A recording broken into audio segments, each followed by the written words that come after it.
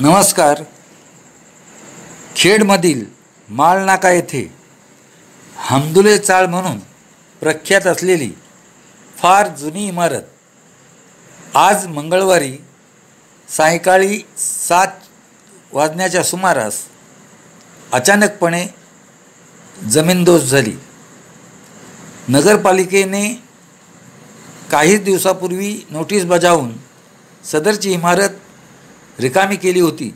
त्यामुळे सुदैवाने जीवितहानी झाली नाही.